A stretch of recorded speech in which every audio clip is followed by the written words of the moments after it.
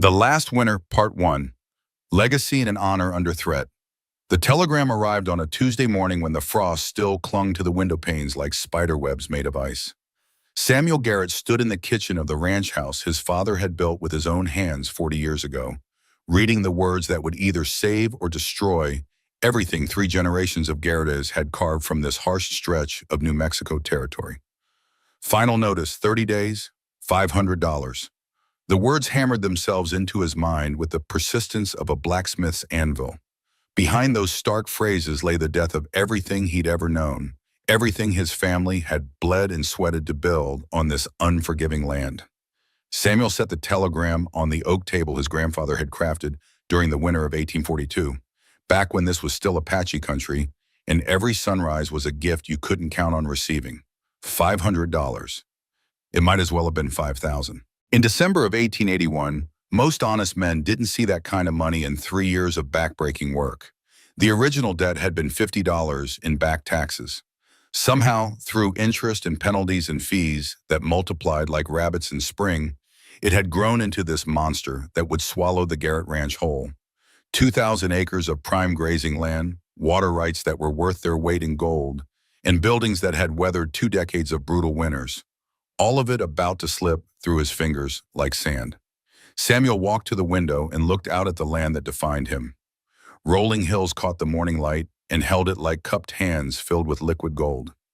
Every fence post had been set by Garrett hands. Every well had been dug with Garrett sweat. Every barn beam had been raised with Garrett determination and the kind of stubborn pride that refused to admit defeat. His father, Thomas Garrett, lay buried under the ancient oak tree that marked the heart of the property. The old man had chosen that spot himself during his final illness, saying he wanted to keep watch over the land even in death. Now Samuel wondered if his father's spirit was watching him fail at the one thing that mattered most, keeping the family legacy alive. The sound of approaching horses pulled him from his brooding. 3 riders coming up the valley road at the steady pace of men who knew exactly where they were heading and weren't particularly worried about what they'd find when they got there. Samuel's hand moved instinctively to the Colt revolver at his hip, then stopped. These weren't the kind of men who announced their presence from half a mile away if they meant immediate trouble. The lead rider was Sheriff Tom Bradley, a man Samuel had known since they were boys throwing rocks at bottles behind the general store. They'd served together in the 3rd Cavalry during the Apache campaigns, back before Canyon Creek changed everything. Back before Samuel became the kind of man decent folks crossed the street to avoid. The other 2 were strangers wearing clean clothes and soft hands that marked them as government men. City men who'd never felt the bite of a winter wind that could freeze spit before it hit the ground, or known the satisfaction of watching something grow from seed to harvest through the work of their own hands.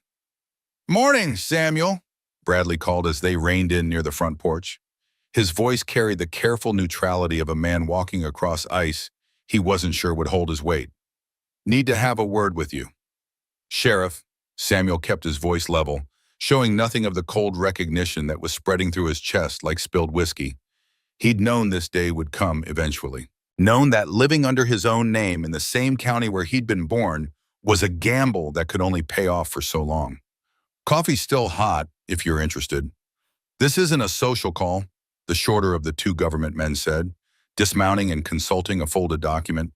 "Are you Samuel Thomas Garrett, formerly captain of the 3rd Cavalry Regiment, United States Army?" Former captain. The title hung in the cold air between them like smoke from a dead campfire.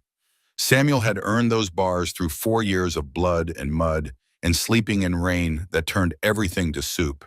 He'd thrown them away in a single moment of conscience that had cost him everything he'd thought he was building toward. "That depends," Samuel said slowly, his breath forming small clouds in the frigid air, "on who's asking and why it matters to them." "United States Marshal William Hayes," the man replied, his voice carrying the kind of authority that came from wearing a badge backed by the full weight of federal law. "I have a warrant for your arrest on charges of desertion, disobedience of direct orders, and conspiracy to commit treason against the United States Army." Treason. The word hit like a physical blow, stealing the air from Samuel's lungs and making the world tilt slightly on its axis. He'd expected many things over the years. Desertion, certainly. Disobedience, without question. But treason was a hanging offense, and he'd never betrayed his country, only his commanding officer's interpretation of duty. Mind if I ask what took you 15 years to bring charges? Samuel's voice remained steady despite the hammering of his heart against his ribs. I haven't exactly been hiding under an assumed name or living in caves. Marshal Hayes unfolded the warrant with movements that were precise and practiced, every gesture designed to convey official weight and inevitability. New evidence has come to light regarding the incident at Canyon Creek, evidence that suggests your actions directly resulted in the deaths of American soldiers and civilian personnel under military protection. Canyon Creek. Even after all these years, the name could still make Samuel's hands shake and his mouth go dry. He tried to save those people, ridden hard through the pre-dawn darkness, to warn them that Colonel Morrison's orders were wrong, that the Apache village was full of women and children and old men, not the warriors and weapons Morrison claimed intelligence had identified. The warning had arrived too late by 30 minutes. 237 people died that day, including 19 of Samuel's own men who'd been caught in the crossfire when the village defenders fought back against what they saw as an unprovoked attack on innocents.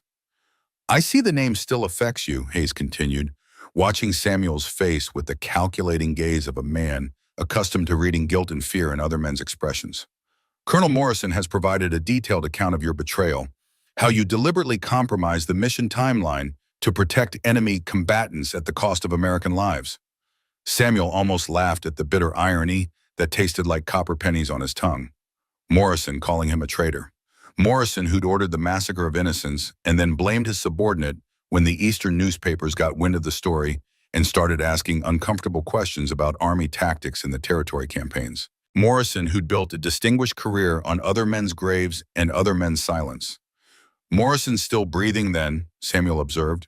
It wasn't really a question. General Morrison, yes. He's been instrumental in bringing this matter to its proper conclusion. Hayes signaled to his companion, who produced a set of iron shackles that caught the morning light like frozen tears.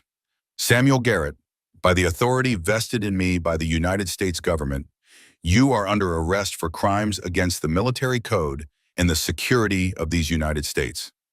Bradley shifted uncomfortably in his saddle, the leather creaking like old bones in the cold.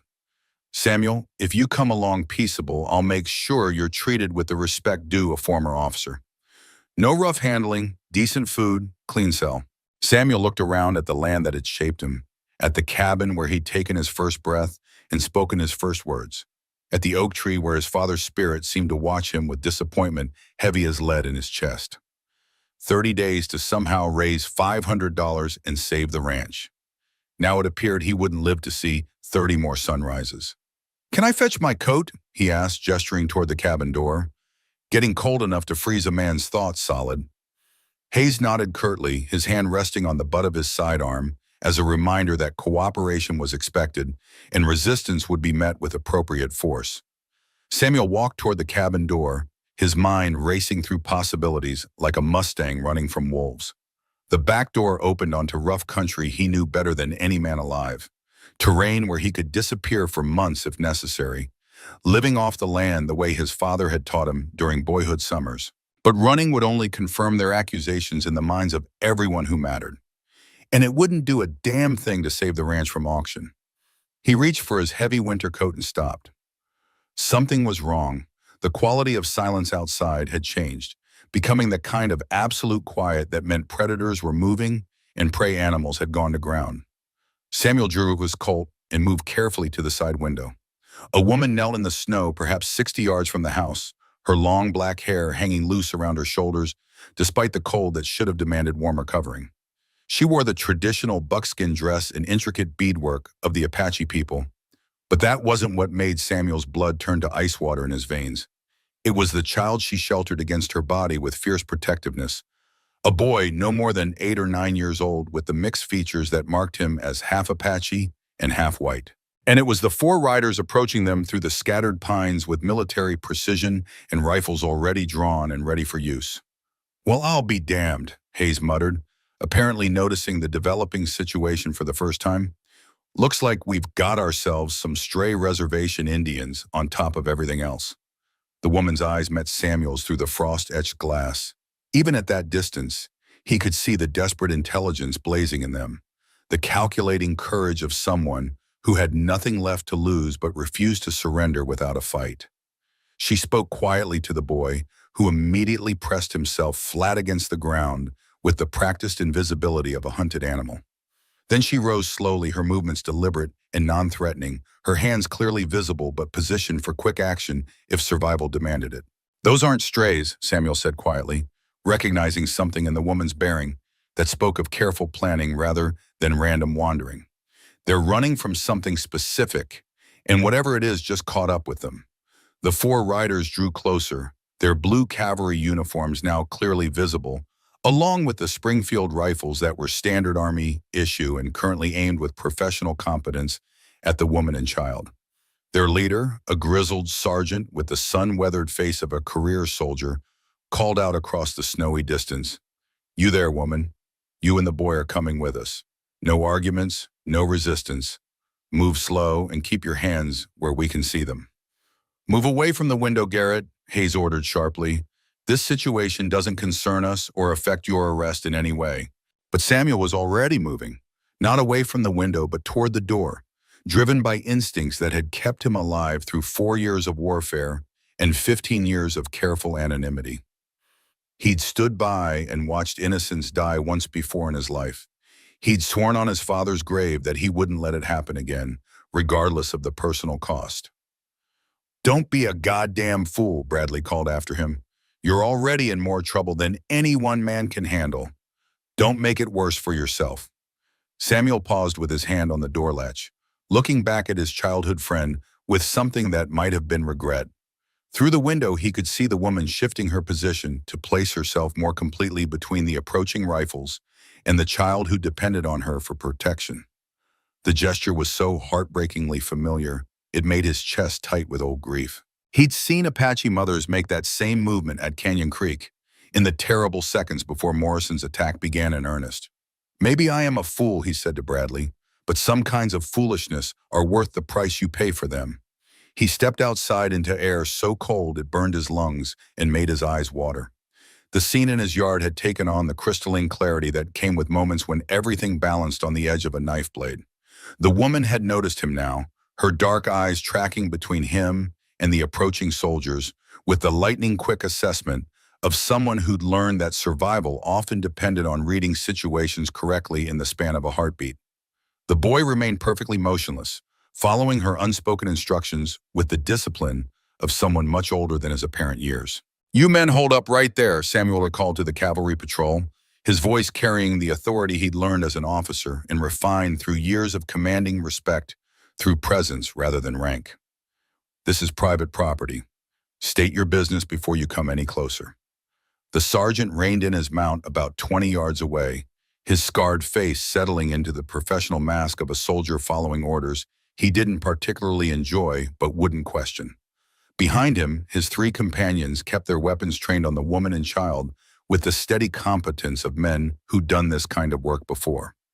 "Army business, mister," the sergeant replied. "We're pursuing escaped prisoners who've been tracked to this area.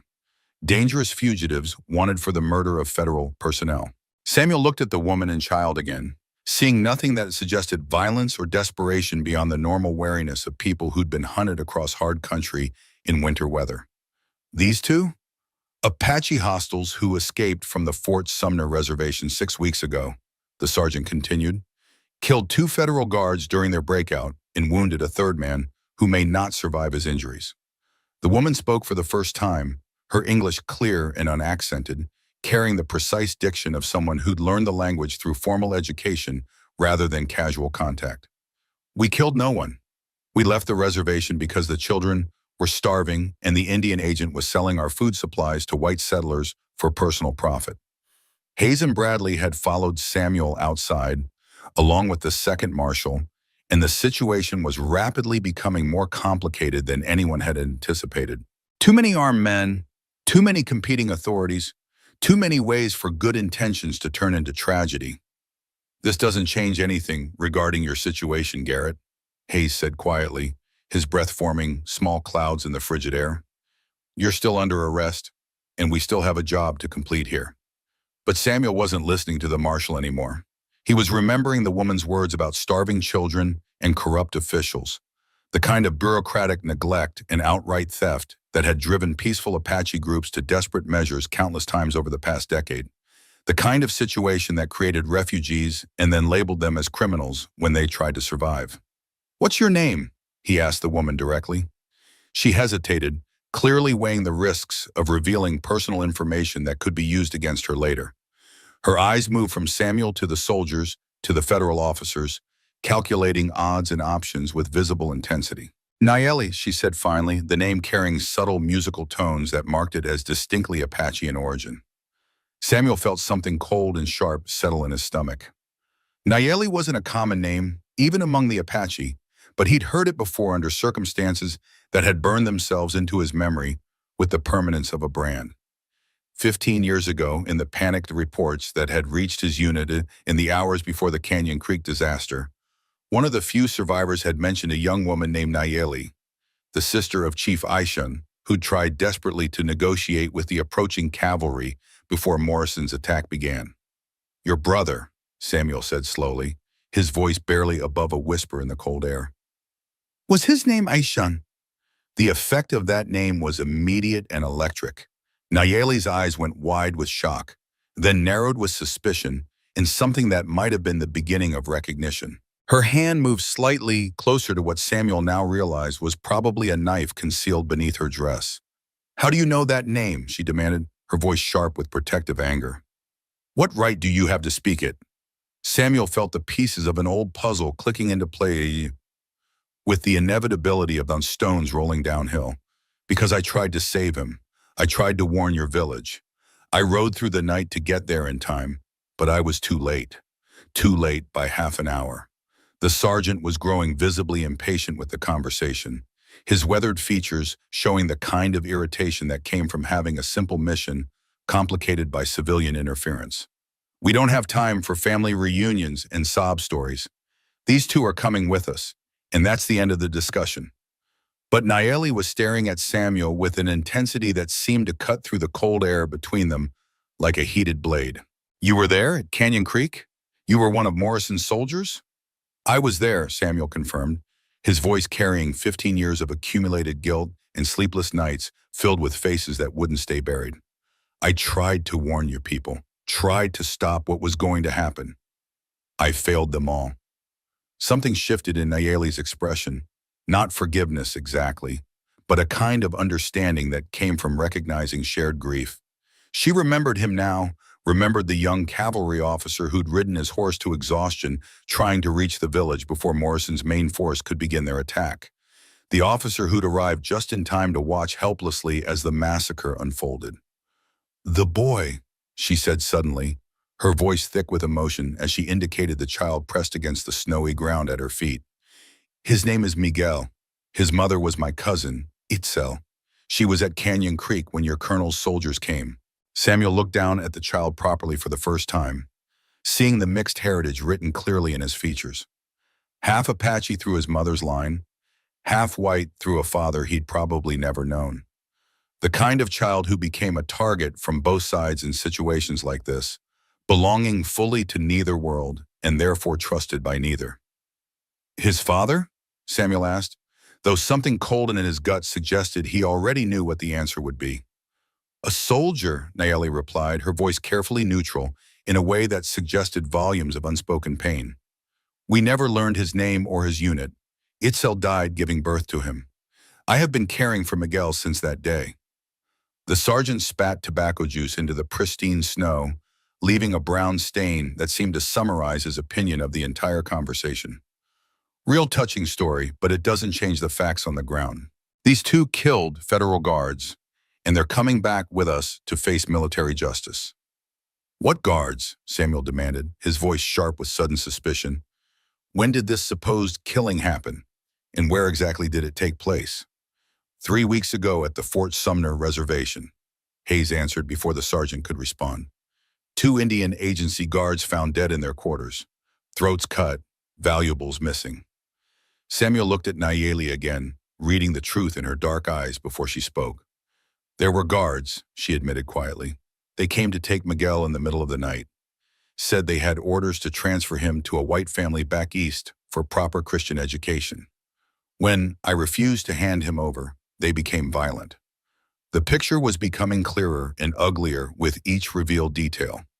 A mixed-blood child with no legal protections under either white or Apache law. Corrupt guards who saw an opportunity for personal profit, either through selling the boy to adoptive families or worse possibilities that Samuel didn't want to contemplate. A woman trying to protect the only family she had left in a world that seemed determined to take everything from her. "So you did kill them," Hayes stated flatly. "I defended my nephew," Nayeli replied with quiet dignity that carried the weight of absolute moral certainty. "Just as any mother would defend her child from men who meant him harm." Samuel felt the familiar weight of an impossible choice settling on his shoulders like a heavy cloak. He could surrender peacefully, let these men arrest him and take Nayeli and Miguel back to whatever fate awaited them at government hands, and hope that somehow justice would prevail and truth would emerge from the legal machinery designed to process such situations. Or he could make another stand, like the one he'd tried to make 15 years ago at Canyon Creek, when he'd chosen conscience over orders and common humanity over military expediency. This time, maybe he wouldn't be too late. This time, maybe he could actually save someone. "The boy's not going anywhere," Samuel said quietly, his words carrying across the frozen yard with crystalline clarity. The sergeant's hand moved to his rifle with practiced efficiency. "That's not your decision to make, civilian." "It is now," Samuel replied, his voice taking on the authority he'd learned as a cavalry officer and refined through 15 years of surviving by his wits and his reputation. "This is my land. These people are under my protection, and you'll take them over my dead body if you take them at all." Hayes stepped forward, his patience clearly exhausted and his professional demeanor beginning to crack under the stress of a situation that was spiraling beyond his control. "Garrett, you're already facing a hangman's rope for what happened at Canyon Creek. Don't compound your troubles by adding more charges to the list." But Samuel was looking at Nayeli, seeing in her eyes the same desperate courage he remembered from her brother's face during those last terrible moments at Canyon Creek. Seeing the same impossible situation, the same choice between certain death and uncertain hope that had defined too many encounters between her people and his over the past decades of territorial warfare. "Sometimes making things worse is the only way to make them better in the end," Samuel said. The sergeant raised his Springfield rifle to his shoulder, and Samuel's Colt cleared leather with the practiced speed that had kept him alive through years of situations where being second fastest meant being permanently dead. The metallic clicking of multiple hammers being cocked echoed across the snowy yard like the sound of fate settling into its final configuration.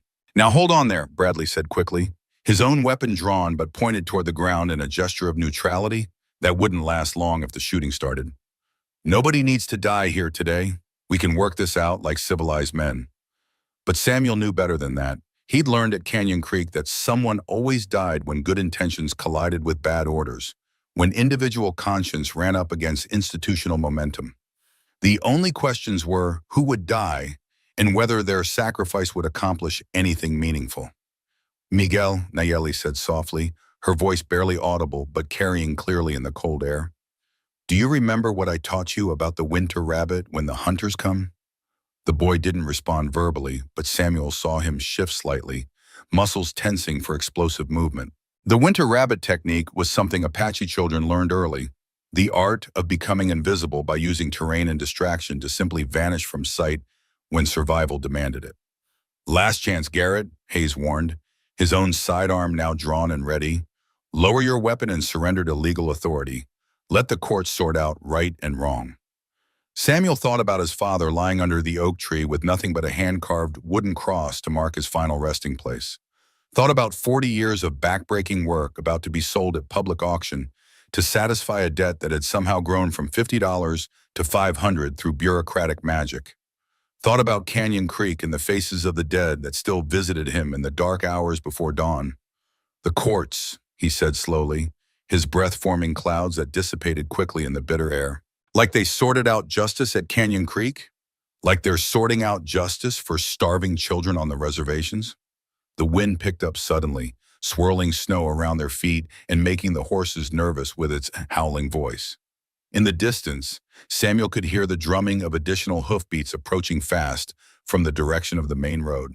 Too many riders for this confrontation to end well for anyone involved. More company coming, Bradley observed grimly, his professional ear identifying the sound of a full cavalry patrol moving at assault speed. Sounds like maybe a dozen riders. Coming hard. Samuel met Nayeli's eyes across the deadly space of the standoff, seeing in them the same recognition that was crystallizing in his own mind. They were completely out of time and nearly out of options. But not quite. Not yet. When I give the word, he said quietly, just loud enough for her to hear, take Miguel and run for the barn. There's a back door that opens onto rough country and good cover in the rocks behind the building. Nayeli nodded almost imperceptibly, her hand moving to touch the child's shoulder in preparation for movement. The sound of approaching horses grew louder and more distinct.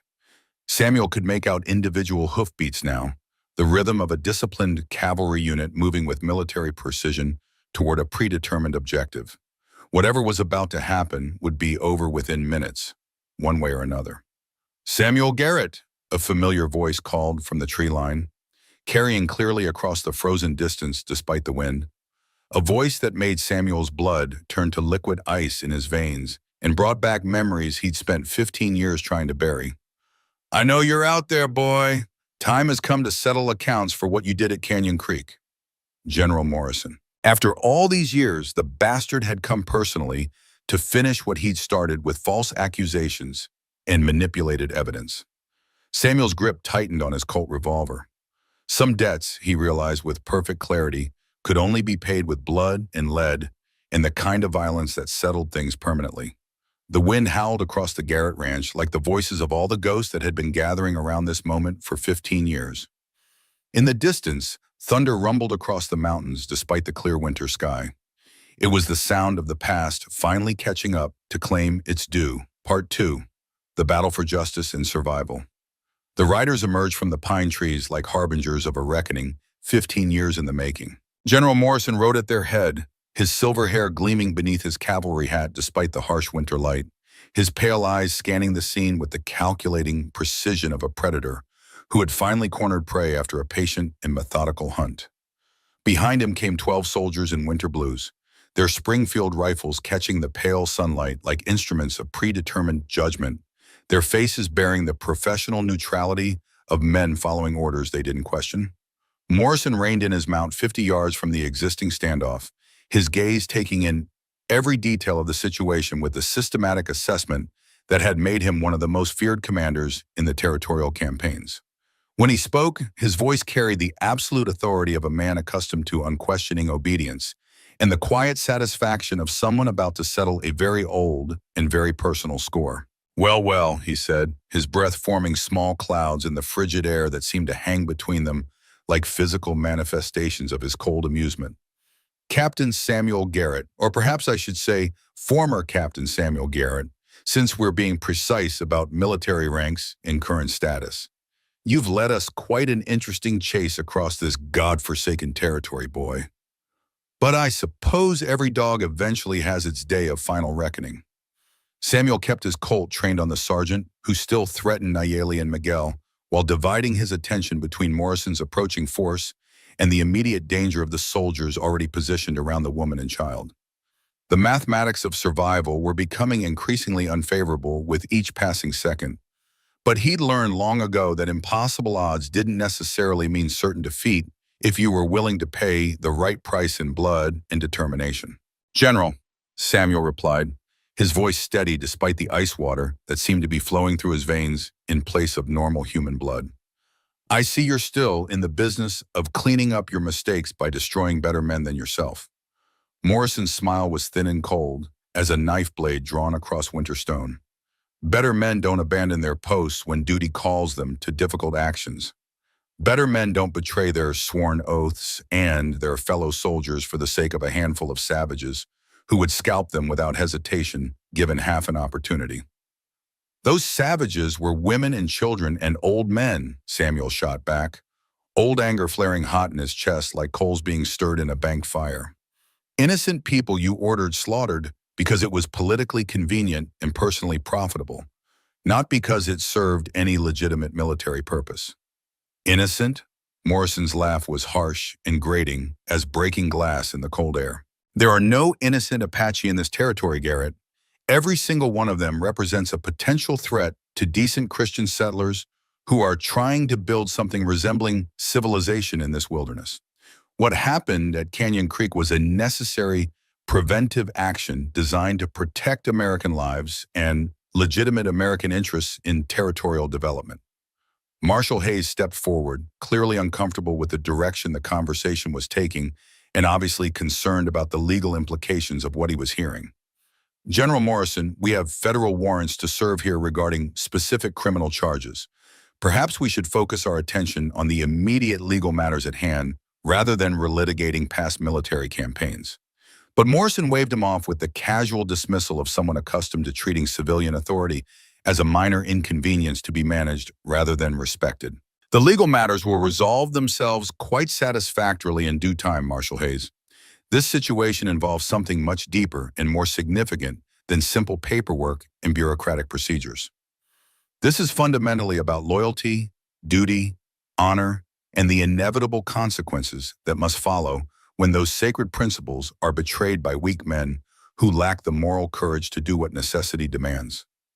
Nayeli had been listening to this exchange with growing comprehension and mounting anger, her dark eyes moving between Morrison and Samuel as pieces of an old and terrible puzzle began clicking into place in her mind with horrible clarity.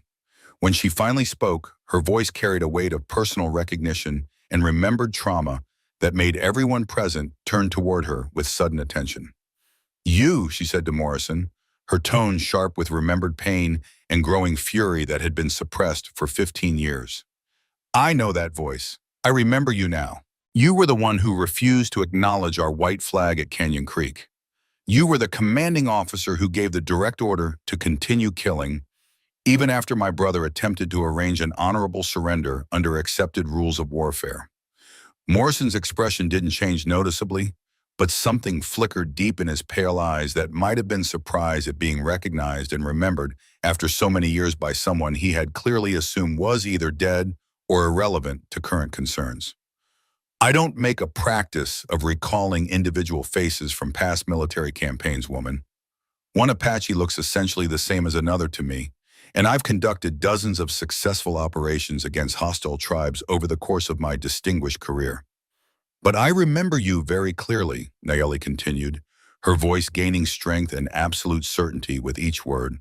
"And I remember him," she pointed directly at Samuel with unwavering conviction, "riding through our village at great personal risk, shouting warnings in our language, trying desperately to get our people to safety before your soldiers could complete their attack. He saved 17 lives that day, 17 human beings whose deaths you had already ordered and planned."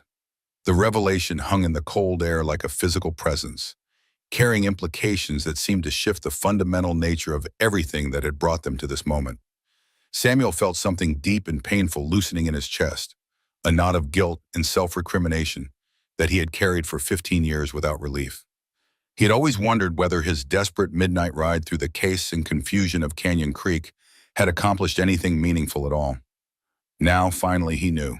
Morrison's face darkened with anger and something that might have been genuine fear as he realized that his carefully constructed version of events was being challenged by someone who had actually witnessed what really happened. The testimony of a confessed savage murderer isn't worth the breath required to speak it, and certainly carries no legal weight in any legitimate court of law.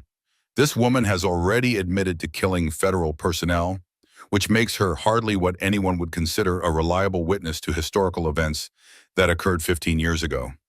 What about the testimony of a sworn federal peace officer? Sheriff Bradley spoke up unexpectedly, his weathered face grim with the weight of long-suppressed truth and moral compromise. What about the sworn statement of someone who was present during the planning stages and witnessed the actual implementation of what happened at Canyon Creek? All eyes turned toward Bradley with sudden intensity, and Samuel saw something in his old friend's expression that he had never noticed before despite years of casual interaction. The unmistakable weight of secrets carried too long in silence, of truth deliberately buried beneath layers of official lies, convenient explanations, and institutional cover-ups that had grown more elaborate and difficult to maintain with each passing year. "Tom," Samuel said quietly, his voice barely above a whisper in the cold air. "What exactly are you talking about? What do you know about Canyon Creek that you haven't told me?" Bradley dismounted from his horse with movements that were deliberate and careful, as if he were performing a ritual that would fundamentally change his relationship with everything he had believed about himself and his role in past events. "I was there that day, Samuel, part of Morrison's command staff, a young lieutenant assigned to intelligence gathering and operational planning. I saw the orders he wrote before the attack commenced. I read the intelligence reports he deliberately chose to ignore because they didn't support the particular type of action he had already decided to implement, regardless of actual field conditions." Morrison's voice turned genuinely dangerous for the first time, carrying undertones of threat that went far beyond simple military authority. "Sheriff Bradley, I would strongly advise you to consider your current position and your future prospects very carefully before making public statements that you might have serious cause to regret later. I've been considering my position every single day for 15 years, Bradley replied steadily, pulling a worn leather portfolio from his saddlebags with hands that shook slightly despite his obvious determination. "Wondering when I would finally find the moral courage to speak the complete truth about what really happened at Canyon Creek. Wondering when I would stop being an active participant in covering up what any reasonable person would have to classify as deliberate mass murder of civilian populations." He opened the portfolio carefully, revealing pages of official documents, military reports, and personal correspondence that had been preserved with the meticulous care of someone who understood their historical significance. Intelligence reports stating clearly and unambiguously that Canyon Creek was a peaceful agricultural village engaged in legitimate trade relationships with white settlers. Written orders from General Morrison to proceed with the attack regardless of civilian presence or potential for negotiated resolution. And extensive communications from the period immediately following the massacre discussing strategies for managing the political fallout when Eastern newspapers began investigating what they were already calling an unconscionable atrocity. Samuel felt the world tilting around him as the full implications of what Bradley was revealing became clear in his mind. "You've had documentary proof all this time? Legal evidence that could have completely cleared my name and exposed what really happened?" "I've had proof that would have destroyed Morrison's career and very likely led to court-martial proceedings on charges of war crimes and crimes against humanity," Bradley confirmed, his voice heavy with years of accumulated guilt and moral compromise. "But I was a frightened young lieutenant at the time, terrified for my own future and my own family's security. I convinced myself that one man's military career wasn't worth challenging the entire institutional structure of the territorial command, especially when that challenge might destroy my own prospects for advancement and financial security." Morrison's hand moved toward his sidearm with obvious intent, but Samuel's Colt swung to cover him with the fluid precision of someone who had survived this long by anticipating exactly these kinds of desperate moves. "I wouldn't recommend completing that particular action, General, not unless you're genuinely prepared for this conversation to end with considerably more bloodshed than anyone here really wants to deal with. You people have absolutely no understanding of what you're interfering with here," Morrison snarled, his carefully maintained facade of civilized military authority finally beginning to crack and reveal the ruthless pragmatism that had driven his entire career. Canyon Creek was simply the most visible example of a much larger and more important strategic initiative. There are significant political and economic interests at stake in this territory that go far beyond the fate of one failed officer and a handful of dead Indians who were impeding legitimate American expansion and development.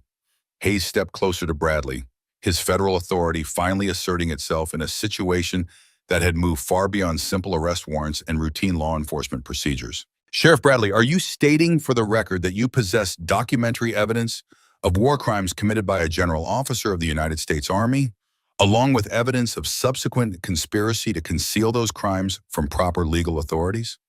"I am stating that I have extensive documentary evidence of the deliberate massacre of civilian populations, systematic falsification of intelligence reports to justify predetermined military actions, an organized conspiracy involving multiple military and civilian officials to cover up criminal behavior that violated both military law and basic human decency, Bradley replied with growing confidence, his voice carrying across the frozen yard with unmistakable authority.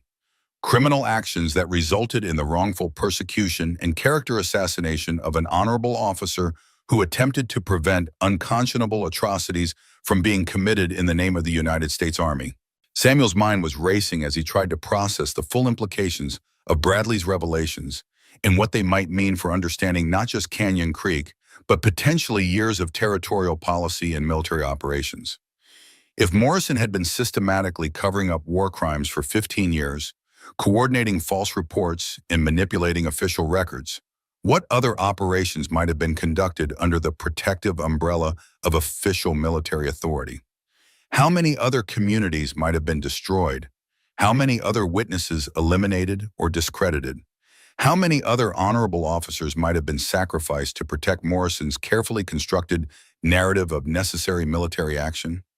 Miguel, Nayeli said suddenly, her voice tight with new understanding and growing realization of connections she had never made before. Tell these men about what you know regarding the circumstances surrounding your father's death. The boy looked up at her with confused eyes, clearly not understanding why this information might be relevant to the current situation. I don't understand what you want me to say, Aunt Nayeli. The soldier who was your biological father, she clarified gently but with obvious urgency. The man whose death led to the threats against you that forced us to leave the reservation. Tell them what I explained to you about how he died and why certain people wanted to make sure you never learned about his work or his discoveries. Miguel's young voice carried clearly in the cold air, cutting through the adult tension with the simple honesty that only children possessed. My father was killed by another soldier, a man with silver hair who said he had been asking too many questions about what happened to Apache families during the territorial campaigns. Aunt Nayeli told me that he had been keeping records of things he witnessed and that someone wanted to make sure those records never became public knowledge. Morrison's face went completely white with a combination of rage and what was unmistakably genuine fear, as he realized that his carefully maintained secrets were being exposed by the testimony of a child whose very existence represented a threat to everything he had worked to conceal. The confused memories and secondhand stories of a half-breed bastard child mean absolutely nothing in any legitimate legal proceeding. This entire conversation consists of nothing but meaningless speculation, unsubstantiated hearsay, and the desperate lies of criminals attempting to avoid the consequences of their own actions. But Samuel was beginning to see a much larger and more sinister pattern emerging from the fragments of information that were being revealed, connections that painted a picture of systematic corruption and violence that went far beyond what he had ever imagined possible. The guards at Fort Sumner who tried to take Miguel weren't just corrupt reservation officials looking for personal profit, were they, General? They were working directly for you as part of a larger operation to eliminate potential sources of inconvenient information. Miguel's father wasn't just any ordinary enlisted soldier, Nayeli continued, her voice gaining strength and conviction as more pieces of the puzzle fell into place in her mind. He was a clerk working in the Territorial Command headquarters. He had direct access to official records, military correspondence, personnel files, and detailed evidence documenting exactly what really happened during the Apache campaigns and who was responsible for giving the orders that resulted in so many civilian deaths. Morrison's carefully maintained composure was cracking completely now, revealing the desperate calculation of a man whose elaborate network of lies and cover-ups was collapsing around him like a house of cards in a strong wind. You have absolutely no proof of any of these ridiculous allegations. Nothing but the worthless testimony of known criminals, military deserters, and unreliable witnesses whose motivations are obviously suspect. Actually, Bradley said with growing confidence, pulling additional documents from his leather portfolio, I have considerably more than just testimony and speculation. I have 15 years' worth of official correspondence between Morrison and various territorial officials, including detailed discussions about the ongoing need to eliminate potential witnesses to controversial military actions that might prove embarrassing if they ever became the subject of congressional investigation or public scrutiny. He held up a particular document, his voice carrying across the frozen yard with damning clarity that left no room for misinterpretation or denial, including specific written communications discussing the particular problem posed by mixed-blood children who might eventually grow up to ask inconvenient questions about their parentage, their father's military service, and the circumstances surrounding their father's deaths. The silence that followed this revelation was broken only by the wind whistling through the pine trees and the restless movement of horses that had grown nervous with the mounting tension of their riders. Samuel felt additional pieces of an increasingly horrific puzzle clicking into place with terrible certainty. It wasn't just Canyon Creek, he said slowly, his voice heavy with the weight of growing understanding. There were other operations, other villages destroyed, other witnesses eliminated, other cover-ups. Canyon Creek was just one part of a systematic campaign of ethnic cleansing disguised as legitimate military action against hostile tribes. Morrison's hand was definitely moving toward his weapon now, his face transformed into a mask of cold fury and desperate determination. Enough of this treasonous speculation and character assassination. You are all conspirators in sedition against the legitimate authority of the United States government and the Territorial Military Command. Sergeant Williams, I order you to place everyone present under military arrest for conspiracy, treason, and interference with official government operations. But Sergeant Williams and his men were looking uncertainly between their commanding general and the federal marshals, clearly confused about their legal authority, in a situation that had moved far beyond anything covered by standard military procedures or normal chains of command. The presence of federal officers with legitimate jurisdiction complicated matters in ways that simple military discipline couldn't resolve. I don't believe that's going to happen quite the way you've planned it, General Morrison, Hayes said quietly, his own weapon now drawn and pointed directly at the general with unwavering steadiness. I think you're going to surrender yourself immediately to federal custody, pending a complete investigation of these serious allegations by appropriate civilian authorities who have jurisdiction over war crimes and criminal conspiracy. Morrison's laugh was harsh and brazen, carrying undertones of hysteria and desperation that suggested a man whose carefully constructed world was disintegrating before his eyes. You have no legitimate jurisdiction over the military personnel operating under official orders, Marshal, and you have no understanding whatsoever of the larger political and economic forces that you are foolishly attempting to interfere with through your naive dedication to outdated concepts of legal procedure. I have complete federal jurisdiction over war crimes, criminal conspiracy, murder of civilian populations, and conspiracy to obstruct justice, Hayes replied, with absolute certainty, his voice carrying the full weight of federal law enforcement authority. And I have a very clear understanding of what happens to military officers who believe they are above the law and accountable to no one but themselves. The standoff had shifted completely now, with Morrison and whatever soldiers remained loyal to him personally facing off against the federal marshals, Sheriff Bradley with his documentary evidence, and Samuel with his firsthand knowledge of what had really happened at Canyon Creek. But Samuel was watching Nayeli carefully, seeing something in her expression that suggested the revelations and evidence weren't completely finished yet.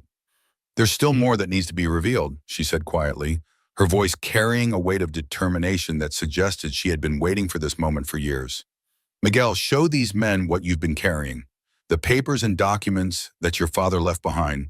The ones that the guards were specifically searching for before I was forced to defend both of us against their violence.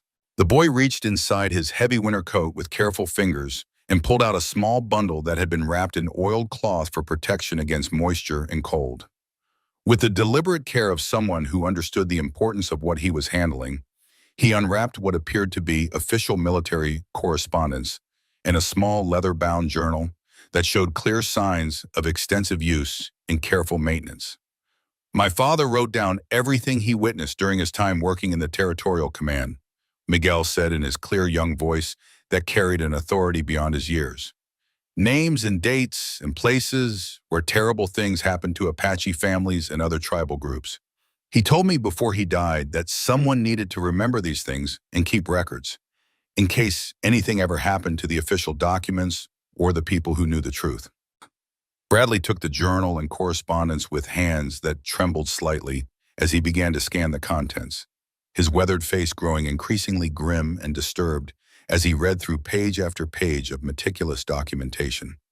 Dear God in heaven, Samuel, this is a complete record of systematic elimination of witnesses to military atrocities. Detailed accounts of families being relocated to remote areas and then mysteriously dying of disease or starvation. Mixed blood children disappearing from reservations without explanation or official record. Apache leaders and potential witnesses being assassinated just days or hours before they were scheduled to provide testimony to congressional investigators or newspaper reporters. Morrison was backing his horse away from the group now, his hand openly resting on his sidearm, as he prepared for what was becoming an increasingly inevitable confrontation. You fools have absolutely no comprehension of what you are unleashing here. The territorial campaigns required difficult decisions and harsh actions that weak-minded civilians could never understand or appreciate. Sacrifices had to be made for the greater good of American expansion, territorial development, and the advancement of Christian civilization in this wilderness. Sacrifices? Samuel's voice carried 15 years of suppressed rage and moral outrage. You call the systematic murder of innocent families sacrifice? You call the deliberate elimination of inconvenient witnesses and potential sources of embarrassing information sacrifice? You call the destruction of entire communities and the erasure of their existence from official records sacrifice? I call it absolute necessity, Morrison snarled back, his mask of civilized military authority completely abandoned now in favor of the cold-blooded pragmatism that had driven his entire career. Weak men like you could never understand the terrible burden of command, the awesome responsibility of making hard choices that serve the greater good of the nation, even when those choices require actions that might appear harsh or uncompromising to those who lack the vision and moral courage to see the larger picture. The general's carefully maintained facade of rational military leadership had completely fallen away now, revealing the calculating killer who had orchestrated years of systematic atrocities and covered them up with bureaucratic efficiency, political manipulation, and the ruthless elimination of anyone who might threaten his version of events or question his methods. Sergeant Williams, Morrison barked at his subordinate with increasing desperation and mounting fury. These people are enemies of the United States government and threats to national security.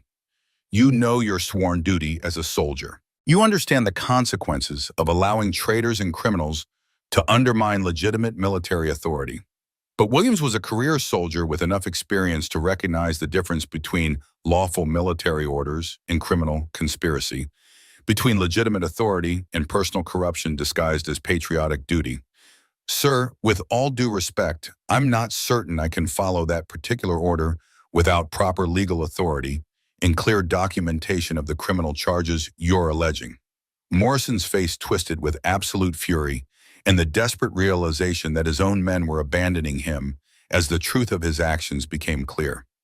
Then you are as much a traitor and an enemy of everything this uniform represents as the rest of these criminals and conspirators.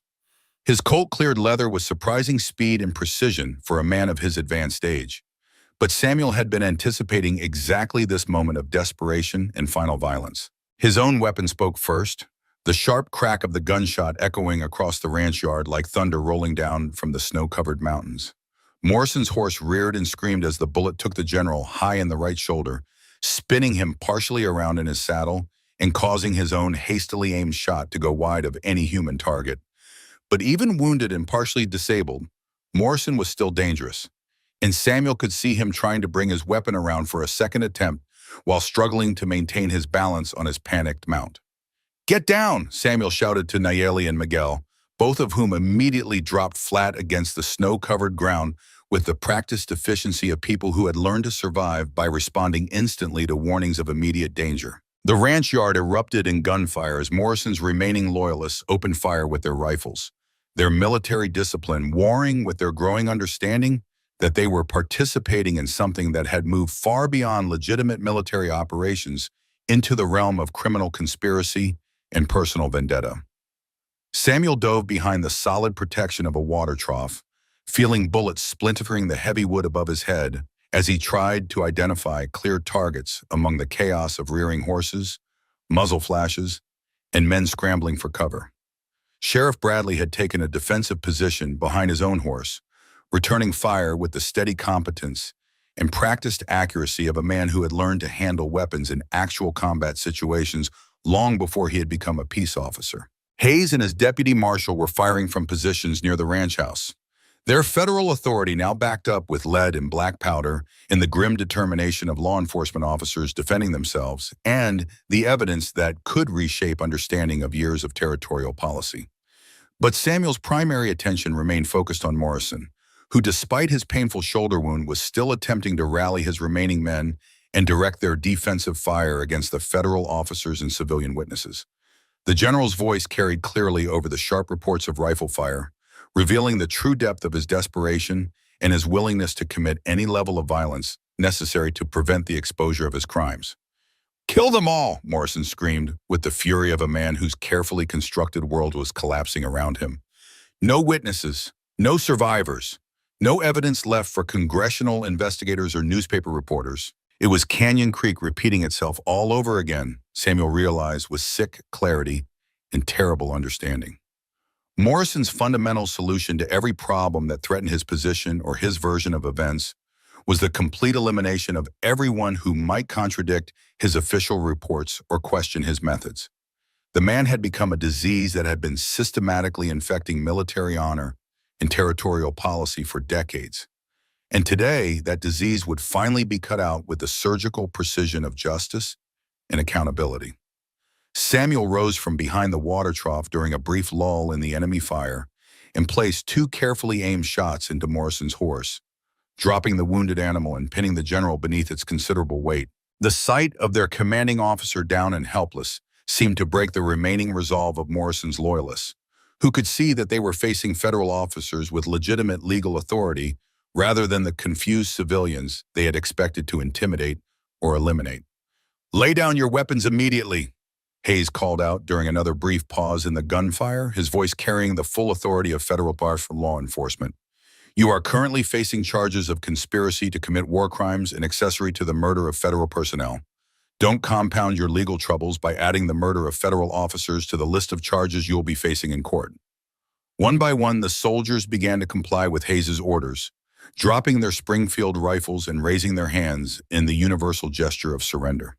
They were career enlisted men rather than hardened criminals, and they possessed enough intelligence and survival instinct to recognize the difference between following legitimate military orders and committing what amounted to suicide by continuing to resist federal authority. Sergeant Williams was the last to surrender his weapon, his weathered face showing the profound confusion and moral conflict of a man whose entire understanding of duty and proper authority had been turned completely upside down in the space of a single hour. When he finally laid down his rifle, he looked directly at Morrison with something that might have been pity mixed with profound disappointment. "I'm genuinely sorry, sir," he said to the general, who was still struggling unsuccessfully to free himself from beneath his dead horse.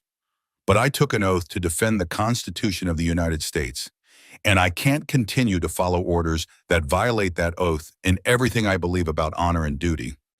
Morrison's response was a snarl of pure hatred and impotent rage, directed not just at Williams, but at everyone who had participated in exposing the truth about his actions and their consequences. "You'll all hang for this betrayal of everything that uniform represents. Every last one of you treasonous bastards will dance at the end of a rope before I'm finished with you." But Samuel could see the truth reflected in Morrison's pale eyes despite his continued threats and bluster.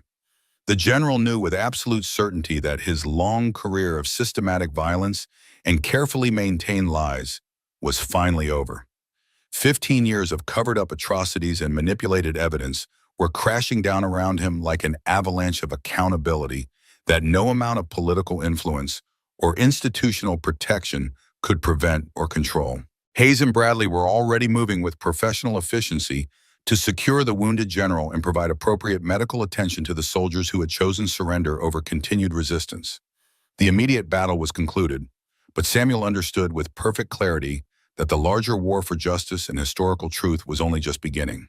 The wind continued to howl across the Garrett Ranch, carrying with it the voices of all the ghosts who had been waiting patiently for this moment of reckoning. In the distance, winter thunder rolled across the mountains, though no storm clouds darkened the crystalline sky. It was the sound of truth finally emerging from decades of enforced silence and justice beginning its long-delayed arrival. Part 3, Redemption and Building Legacy. The silence that followed the gunfire was more profound than any sound could have been. It settled over the Garrett Ranch like fresh snow falling on ancient ground, muffling everything except the labored breathing of wounded men and the soft whimpering of horses still nervous from the violence that had erupted with such sudden and brutal intensity. Samuel stood among the scattered aftermath of 15 years of accumulated lies and systematically covered up atrocities, watching federal marshals secure prisoners and crucial evidence, while trying to comprehend the full magnitude of what had just been revealed through blood and determination and the courage of people who had refused to remain silent any longer. General Morrison lay pinned beneath his dead horse, his right shoulder bleeding steadily into the pristine snow that was rapidly turning crimson beneath him, but his pale eyes still burned with the cold fury and calculating hatred of a man who absolutely refused to accept defeat even when it stared him directly in the face with undeniable finality. Every few minutes he would struggle against the considerable weight holding him down, cursing everyone present with a creativity and viciousness that would have impressed hardened saloon patrons and thoroughly shocked respectable Sunday congregations throughout the territory. "Get this damned animal off me immediately," Morrison snarled at Marshal Hayes, who was methodically examining the extensive documents from Bradley's carefully preserved portfolio and Miguel's father's meticulous journal with the concentrated attention of a man who understood that these papers represented the difference between justice and continued impunity for decades of systematic criminal activity. "I demand immediate medical attention and proper treatment befitting my rank and distinguished position in territorial military command." Hayes didn't bother to look up from the pages of evidence that detailed decades of systematic war crimes, financial fraud, an organized conspiracy to eliminate inconvenient witnesses and steal valuable land through violence and legal manipulation. "You'll receive exactly the medical attention required to keep you alive long enough to face trial, General Morrison.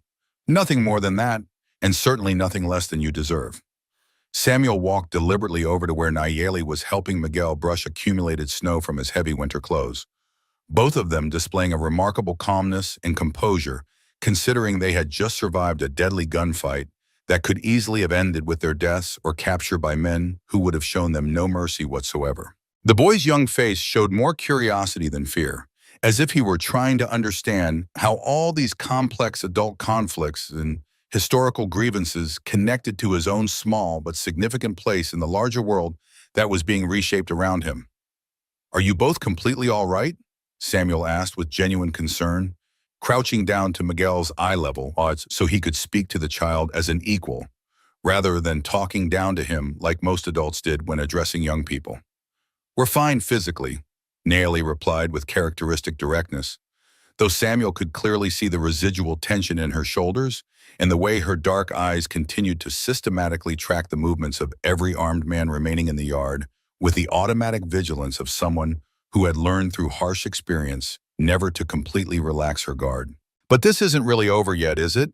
Morrison may be finished as an immediate threat, but there will undoubtedly be others who want to keep these secrets buried and who have the power and resources to make serious trouble for anyone who threatens their interests." Samuel nodded grimly, recognizing the uncomfortable truth in her assessment.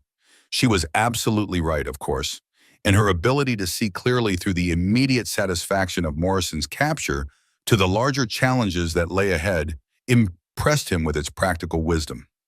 Morrison hadn't been operating in complete isolation for 15 years of systematic criminal activity. There would inevitably be other military officers, territorial officials, federal politicians, and powerful business interests who had profited substantially from the systematic elimination of Apache communities and the wholesale theft of their ancestral lands through violence and legal manipulation. Exposing Morrison and his immediate circle was just the beginning of what promised to be a much larger and more dangerous reckoning with institutional corruption that reached into the highest levels of territorial and federal government. Sheriff Bradley approached their small group, his weathered face clearly showing the accumulated strain of carrying terrible secrets for so many years and the profound relief that came from finally speaking truths that had been eating at his conscience like acid for a decade and a half. Samuel, I need you to understand how genuinely sorry I am about everything that happened. Not just for keeping quiet all these years when I should have found the courage to speak up, but for allowing you to carry the blame and social disgrace for something that was never your fault in any way. You spoke up when it mattered most, Samuel replied, though he could hear the bone-deep weariness in his own voice that came from years of carrying guilt and shame that should never have been his burden to bear. That's what counts now, and that's what will matter when history judges all of our actions. Bradley shook his graying head with obvious self-recrimination. I should have found the moral courage years ago when it might have made a real difference.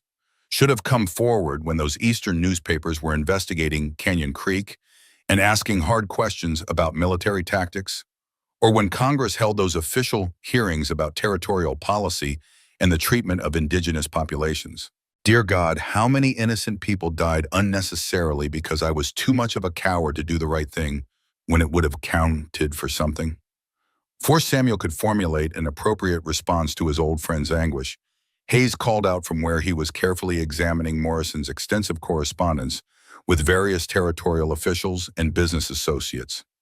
Sheriff Bradley, I need you to examine some of these documents immediately. There are specific references here to covert operations involving local law enforcement agencies and territorial court systems.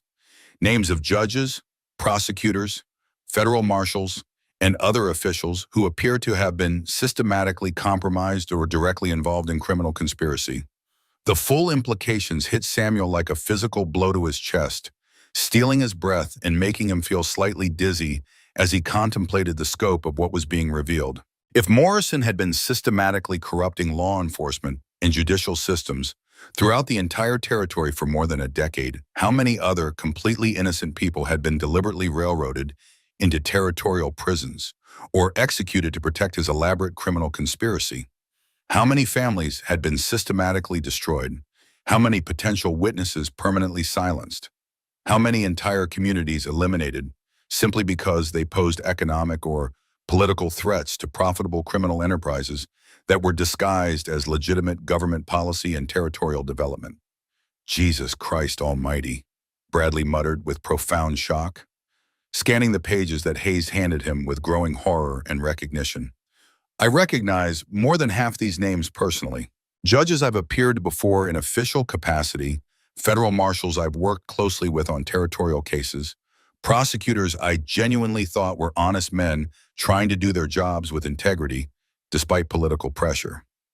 The corruption goes considerably deeper than any of us could have imagined in our worst nightmares, Hayes said with grim satisfaction at finally having documentary evidence of what he had long suspected based on patterns of suspicious decisions and convenient coincidences. This isn't just about military atrocities committed during the Apache campaigns, serious as those crimes certainly are. This is about a systematic criminal conspiracy that has been operating for decades throughout this territory, using the full authority of government institutions to steal valuable land, eliminate inconvenient witnesses, and profit from what any reasonable person would have to classify as organized genocide carried out under the protective cover of official policy. As Samuel looked around at his father's ranch with new understanding, at the land that had been specifically targeted for foreclosure over fraudulent debts that he now realized had been artificially inflated as a deliberate part of Morrison's larger plan to eliminate him as a potential witness to Canyon Creek, while simultaneously acquiring valuable property for associates in his criminal network. The financial pressure that had threatened to destroy his family's legacy, the perfectly timed arrest warrant that had appeared just when he was most vulnerable, even his carefully maintained anonymity being suddenly compromised after years of quiet rural life. Every element had been carefully orchestrated to bring him within reach of Morrison's final solution to the problem that his continued existence represented. The mortgage debt on this ranch, Samuel said slowly, feeling pieces of an elaborate puzzle clicking into place with horrible clarity. The $500 in allegedly unpaid back taxes that would have forced a foreclosure sale. None of that was legitimate financial obligation, was it? Hayes consulted another document from Morrison's meticulously maintained files, his expression growing even more grim as he read through detailed financial arrangements and property acquisition strategies.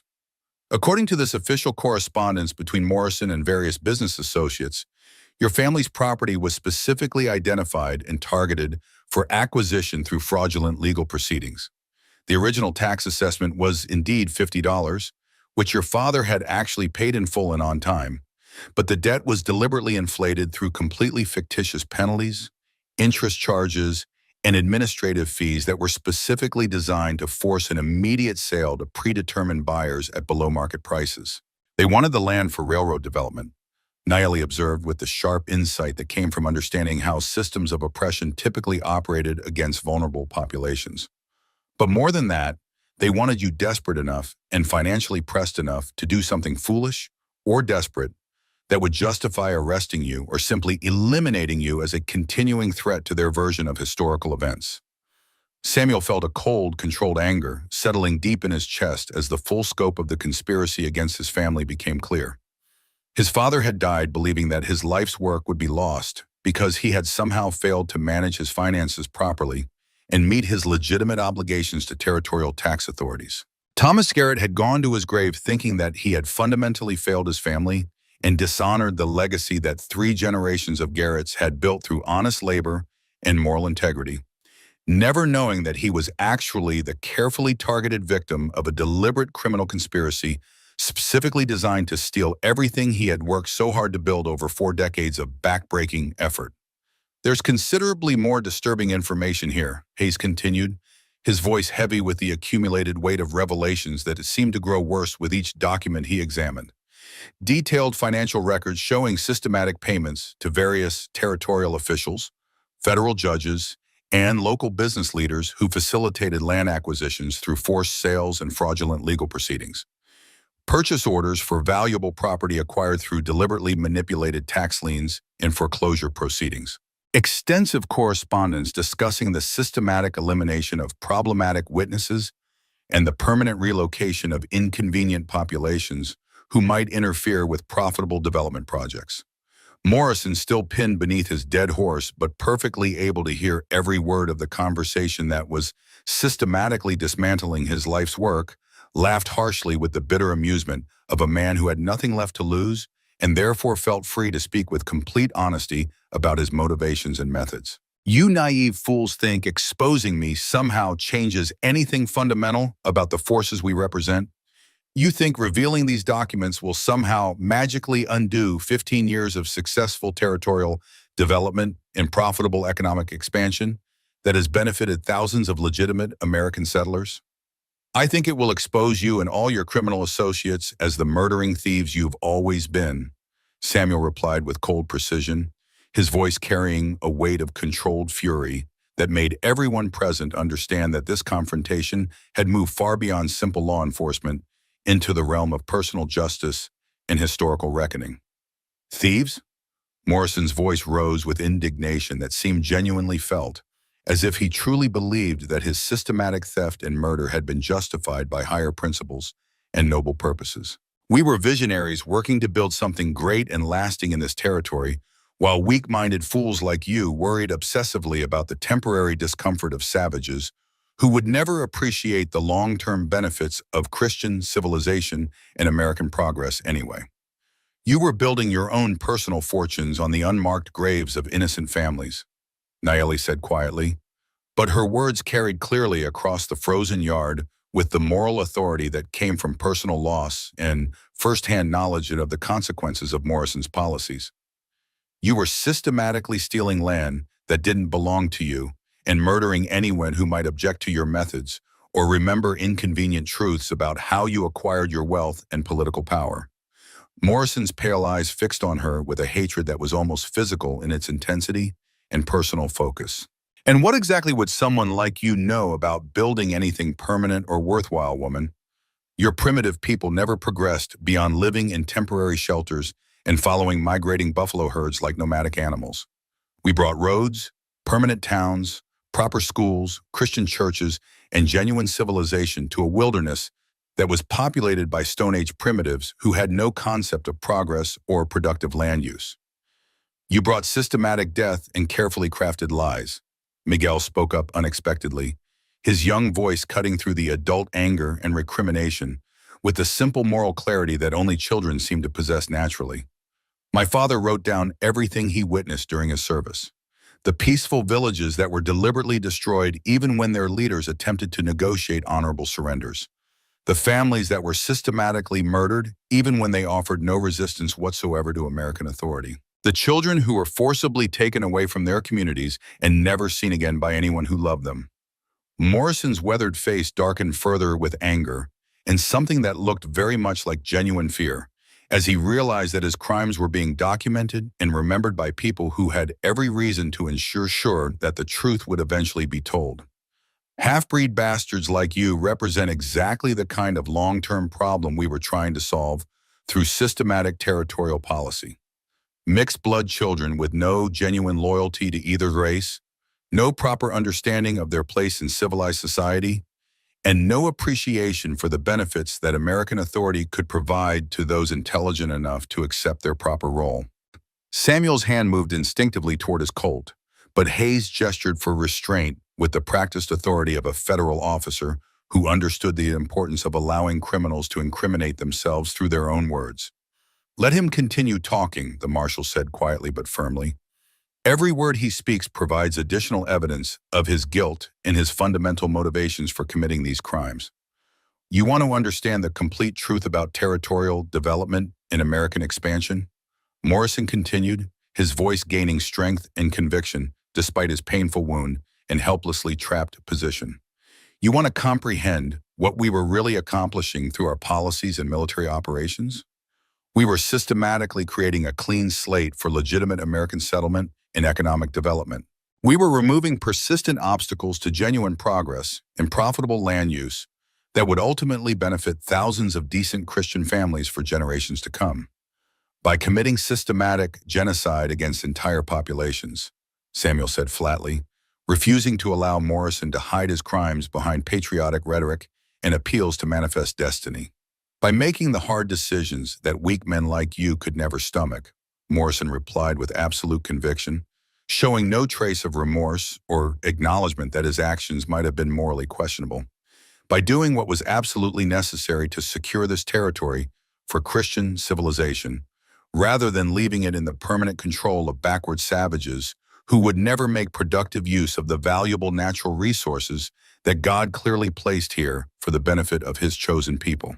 Sheriff Bradley had been continuing to read through more of the extensive correspondence while listening to Morrison's self-incriminating statements, and his weathered face was growing increasingly grim with each page he examined. "Samuel, there are specific references here to detailed plans for your father's death. Explicit discussions between Morrison and his associates about the need to eliminate Thomas Garrett because he was asking too many uncomfortable questions about the obviously fraudulent tax assessments and suspicious land acquisitions that were taking place throughout this area of the territory." The words hit Samuel like a physical blow to his chest, stealing his breath and making his vision blur slightly around the edges as the full implications became clear in his mind. He had always assumed that his father had died of natural causes, finally succumbing to the persistent lung fever that had plagued him through his final winter and gradually weakened his constitution over several months of declining health.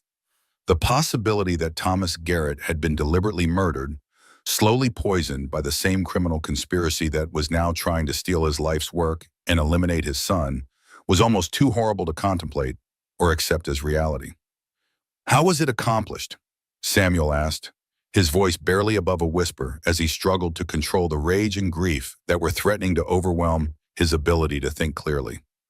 "Poison administered gradually over several months through contaminated supplies." Bradley read directly from the damning documents, his own voice heavy with shock and disgust at the calculated nature of the crime. "Specifically designed to mimic the progressive symptoms of consumption or chronic lung fever." The correspondence explicitly discusses the critical importance of making his death appear completely natural to avoid arousing suspicion from neighbors, family members, or local medical authorities who might ask inconvenient questions about the timing. Samuel felt something cold and absolutely final settling deep in his chest, a crystalline understanding that changed his relationship with everything that had shaped his adult life.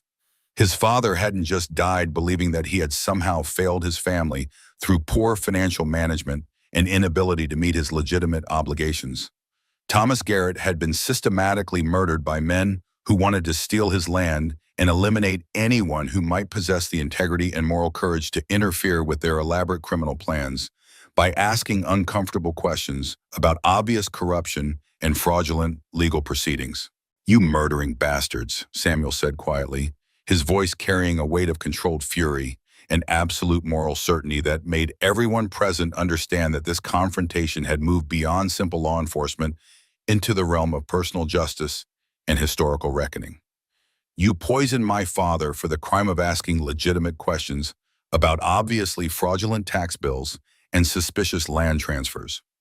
Morrison actually smiled at that revelation, a cold expression that contained no warmth or recognizable human feeling, only the satisfaction of a predator who had successfully eliminated a threat to his operations. "Your father was a persistent obstacle to necessary progress in legitimate economic development. A stubborn old fool who couldn't understand the larger picture of what we were systematically accomplishing in this territory for the benefit of American civilization." "Wait," Miguel said suddenly, his young voice cutting through the adult conversation as he pulled yet another document from his father's carefully preserved papers. "There's something else here. A letter my father wrote to me before he died, but I was too young to read it then." Hayes took the letter with hands that had begun to tremble slightly from the weight of accumulated revelations. His face grew ashen as he read the contents aloud. "This is a detailed confession and warning. Miguel's father discovered that Morrison wasn't just working with corrupt territorial officials and local business interests. He was receiving direct funding and orders from a secret coalition of Eastern Railroad barons and mining corporations who had already signed government contracts for Apache land that hadn't even been cleared yet." Bradley's weathered face showed genuine shock as the implications became clear. "Sweet Jesus, this conspiracy reaches all the way to Washington." Morrison was taking orders from men who had already purchased rights to land from federal officials before the Apache families living there were even notified of relocation orders. Samuel felt the true scope of what they were facing settling over him like a suffocating blanket. They weren't just confronting one corrupt general and his local network of criminal associates.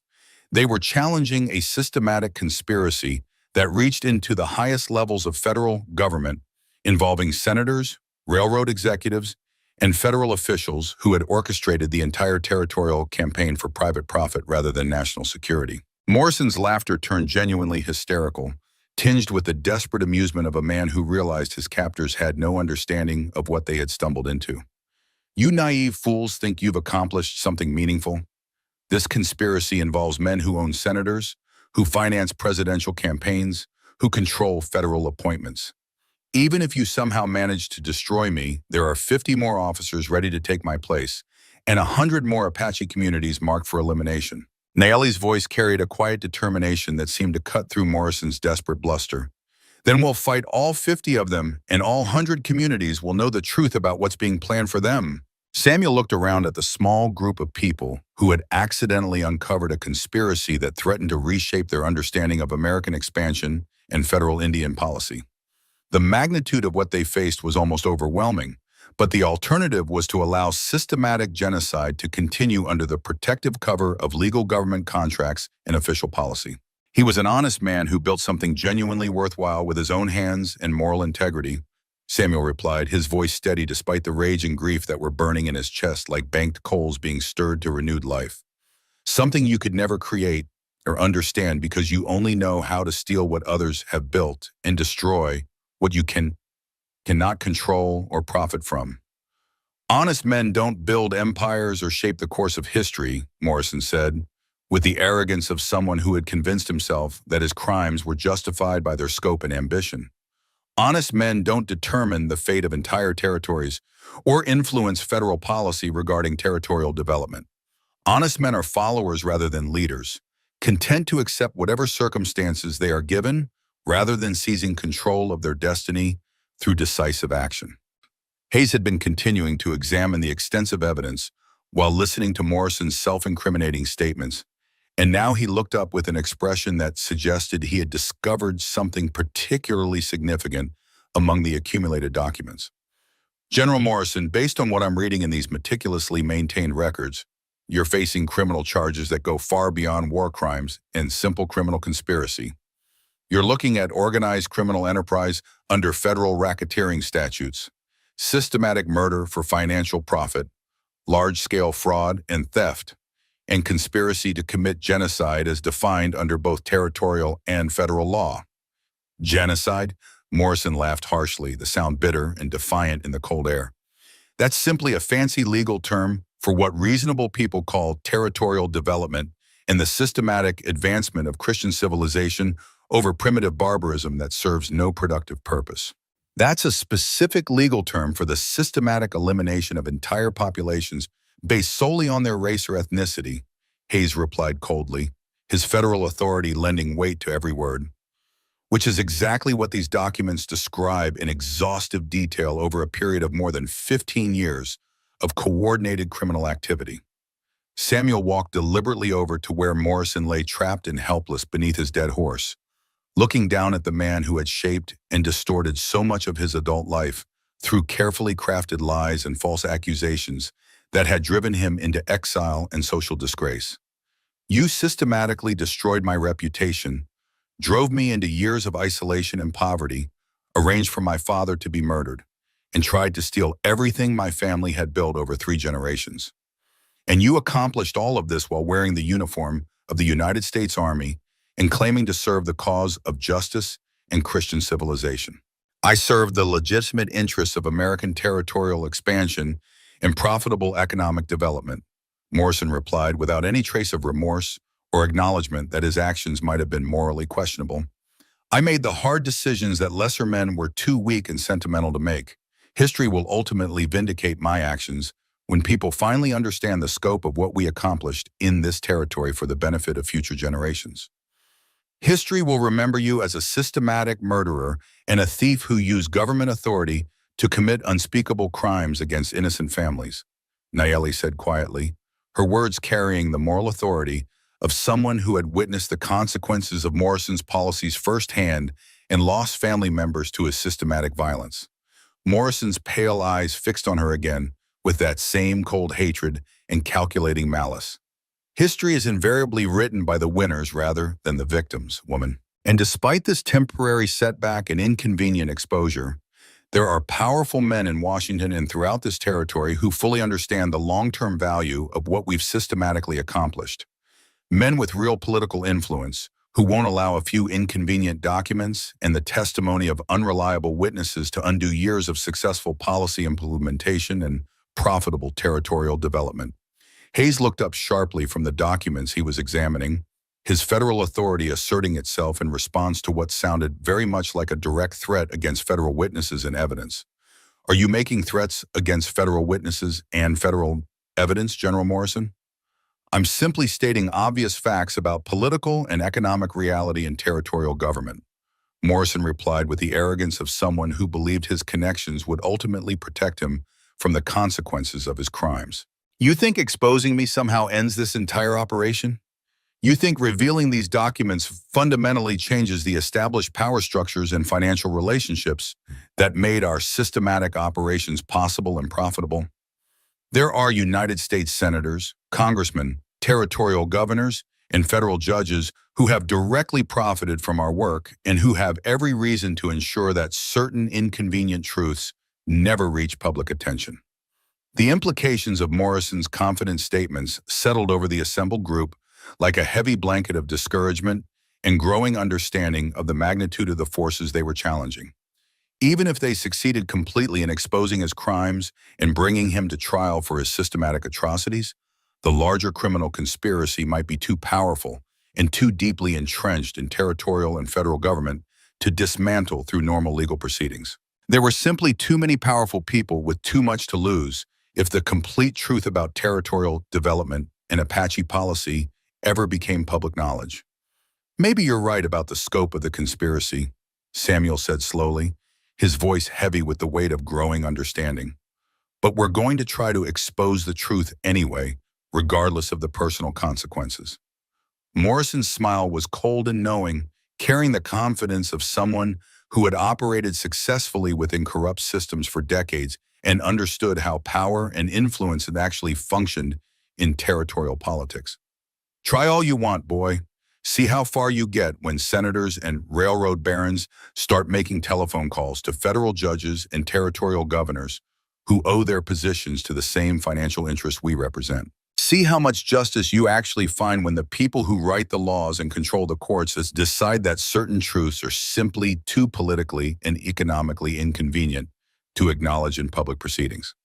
Hayes was already thinking ahead to the serious practical challenges they would inevitably face in bringing Morrison and his associates to justice through legitimate legal channels.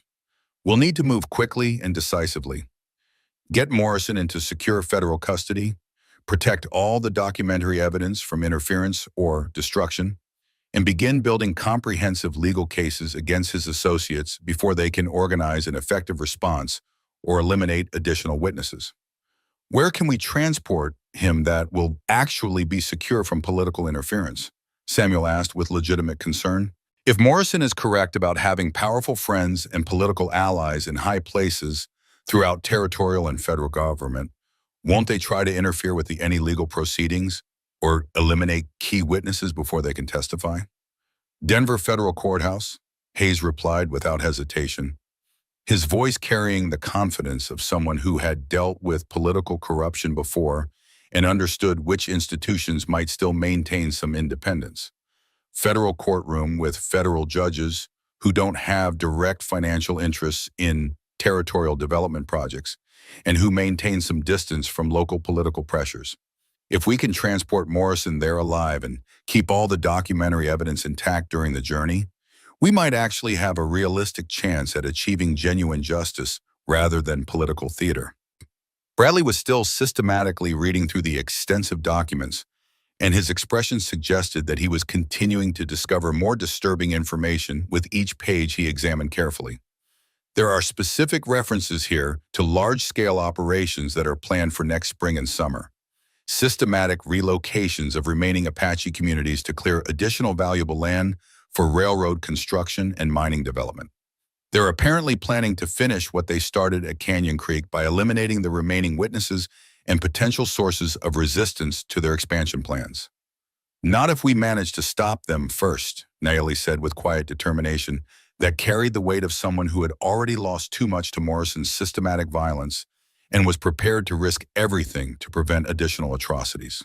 Maybe we can't stop all economic development or prevent all territorial expansion, Samuel replied with growing conviction. But we can definitely stop systematic murder disguised as legitimate progress. We can stop organized genocide disguised as territorial development and federal Indian policy. And we can ensure that the complete truth is finally told about what really happened to all the families and communities that were systematically destroyed, Miguel added unexpectedly, his young voice carrying a weight of determination and moral purpose that surprised all the adults present and reminded them that the next generation would be responsible for carrying forward the lessons learned from this confrontation. Morrison looked at the boy with something that might have been genuine concern mixed with calculating assessment, as if he were evaluating whether Miguel might be susceptible to offers that could eliminate him as a future threat to remaining elements of the conspiracy. You're making a serious mistake, child. You are choosing the wrong side in a conflict that you're simply too young to understand properly. There are people who would be willing to provide you with an excellent education, a comfortable future, and opportunities that your mixed heritage would otherwise deny you in territorial society. I don't want opportunities that come from stealing other people's land and murdering their families, Miguel replied, with the natural moral clarity that only children seem to possess before adult compromise and political calculation clouded their judgment. I want to remember my parents and honor their memory by telling the truth about what happened to them and why they died. Your parents are dead and buried, Morrison said with brutal honesty, showing no sensitivity to the child's feelings. Nothing you do now will bring them back to life or change what happened to them during military operations that were conducted under legitimate federal authority. But you could still have a genuinely good life if you're intelligent enough to choose the winning side rather than clinging to useless grievances about past events that cannot be changed. The winning side, Nayeli observed with quiet dignity, is always the side that tells the truth and seeks justice for innocent people who were murdered for the profit and political advancement of others. Morrison's expression grew even colder and more calculating. Justice is a luxury that civilized societies can afford to indulge after they have successfully secured their territory and established their complete dominance over competing populations and conflicting interests. Justice is what winners provide for themselves and their supporters after they have systematically eliminated their enemies and consolidated their control over valuable resources. Samuel felt a profound sadness settling over him as he listened to Morrison's words and fully realized the complete absence of anything resembling human conscience or moral understanding in the man's worldview. This wasn't just someone who had committed terrible crimes for personal profit or political advancement. This was someone who had systematically eliminated his capacity for recognizing the fundamental humanity of people he considered obstacles to his plans and ambitions. The sound of approaching horses interrupted their conversation and drew everyone's attention to the valley road, where a new group of riders was approaching at a steady pace. Too many riders moving with too much organization and purpose to be casual travelers, but their formation and behavior suggested official authority rather than hostile intent. Samuel's hand moved instinctively toward his colt until he recognized the lead rider and felt a mixture of relief and anticipation wash over him. It was Judge William Patterson, the federal territorial judge who had earned a reputation for honesty and judicial independence that was extremely rare in territorial politics, where corruption and political influence were typically more important than legal precedent or constitutional law. Behind Patterson rode 6 federal marshals and what appeared to be a newspaper reporter carrying a camera and a notebook, already documenting everything he observed for what would undoubtedly become front-page news throughout the territory and beyond. "Well," Samuel said quietly, feeling hope beginning to replace the anger and grief that had driven him for so many years. "It appears that word is already spreading about what we've uncovered here." Morrison's weathered face went completely white with shock and something that looked very much like genuine panic as he recognized Judge Patterson and realized the full implications of federal judicial involvement in his exposure. "No, this isn't possible. Patterson was supposed to be in Santa Fe conducting territorial court sessions for another full week. Apparently his honor changed his travel plans," Hayes observed with obvious satisfaction at seeing Morrison's confidence finally crack completely. "Someone must have sent word ahead about the extensive evidence we've uncovered and the scope of the criminal conspiracy we've exposed." Judge Patterson dismounted from his horse with the deliberate dignity of federal authority and approached the group with an expression that showed the grim determination of a man who had spent years fighting territorial corruption and was fully prepared to see genuine justice accomplished, regardless of political consequences or personal threats. "Marshal Hayes," Patterson said with formal authority that carried the full weight of federal law, "I understand that you have uncovered extensive documentary evidence of systematic criminal activity involving territorial officials, military personnel, and various business interests operating throughout this region." "Yes, Your Honor. Comprehensive documentary evidence of war crimes, criminal conspiracy, systematic murder for profit, and organized criminal enterprise spanning more than 15 years of coordinated illegal activity," Hayes replied with professional precision. Patterson looked down at Morrison, still trapped beneath his dead horse like a symbol of justice finally catching up with systematic evil, and his judicial expression showed absolutely no sympathy whatsoever for the general situation. "General Morrison, I've been waiting for quite some time for the opportunity to see you face proper legal accountability for your crimes against the people of this territory. You have no legitimate legal authority over military personnel operating under federal orders," Morrison said desperately, grasping at procedural technicalities as his last hope for avoiding consequences. "This is fundamentally a federal military matter that should be handled exclusively through military courts and military justice systems. War crimes and systematic crimes against civilian populations fall clearly under federal civilian jurisdiction according to established legal precedent," Patterson replied coldly, his judicial authority brooking no argument or negotiation. "You'll face trial in a federal civilian court where your military rank and political connections won't protect you from facing the full consequences of your criminal actions." The newspaper reporter was already taking photographs and making detailed notes, systematically documenting the scene and the evidence that would soon become front-page news throughout the Western territories and beyond.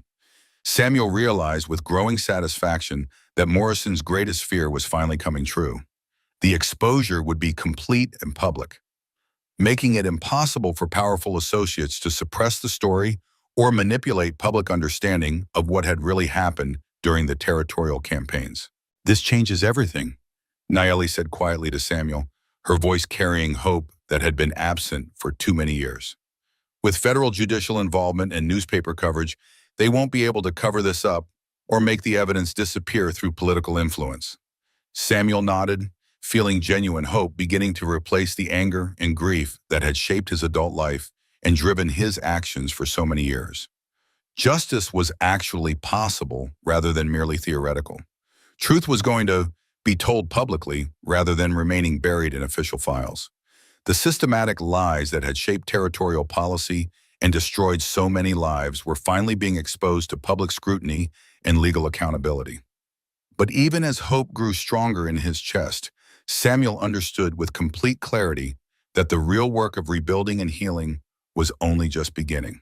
Exposing Morrison and bringing his associates to trial was merely the first step in a much longer and more difficult process of rebuilding trust between communities, healing wounds that had been deliberately kept open through official policies, and creating something better and more just from the wreckage of what had been systematically destroyed.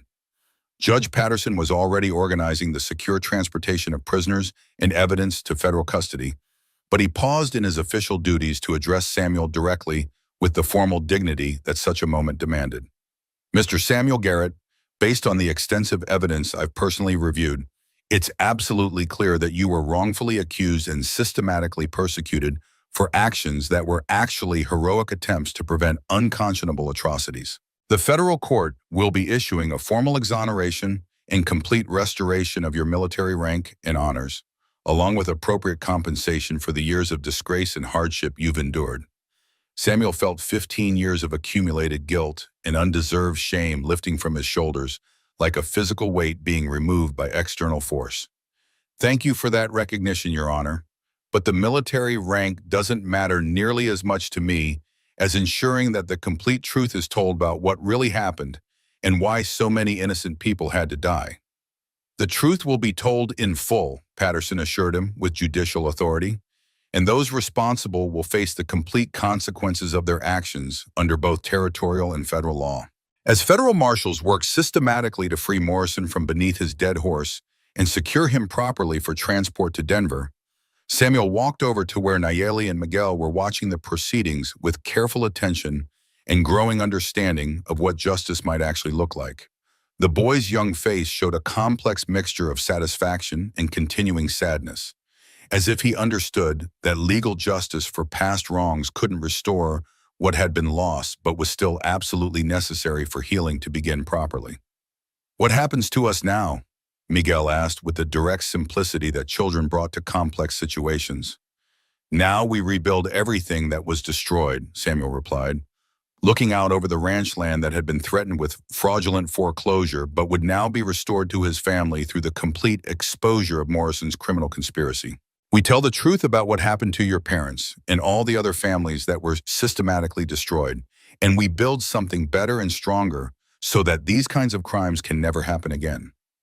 Nayeli placed a gentle but protective hand on Miguel's shoulder with the automatic care of someone who had been responsible for his safety and well-being for years. "And we remember everything that happened. We make sure that the stories of our people are told honestly and completely, so that future generations understand both the pain and the courage of those who came before them and fought to survive." Samuel felt a deep sense of completion and purpose settling over him, not because the work was finished, but because it could finally begin properly with truth rather than lies as its foundation. The truth had been exposed through courage and determination. Justice was beginning its long-delayed process through legitimate legal channels, and the foundation had been carefully laid for something better and more just to grow from the ashes of what had been systematically destroyed. The winter wind continued to blow steadily across the Garrett Ranch, but now it carried the promise of spring and renewal, rather than the threat of endless cold and continuing injustice. In the distance, the snow-covered mountains stood unchanged and eternal, silent witnesses to everything that had transpired and guardians of truths that would now be preserved for future generations rather than being buried in unmarked graves. As the sun began to set over the snow-covered hills, painting the landscape in shades of gold and crimson that seemed to promise better days ahead, Samuel made a decision that would shape the rest of his life and define his legacy.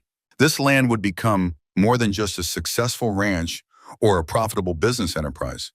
It would become a place of healing and reconciliation, a bridge between communities that had been deliberately set against each other through lies and manipulation, and a living monument to the truth about what had really happened during the territorial campaigns and why so many innocent people had been forced to suffer and die.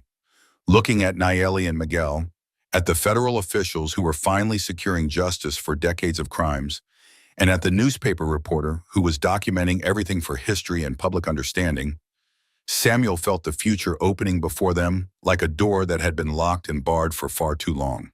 The last winter of lies, secrets, and systematic injustice was finally ending.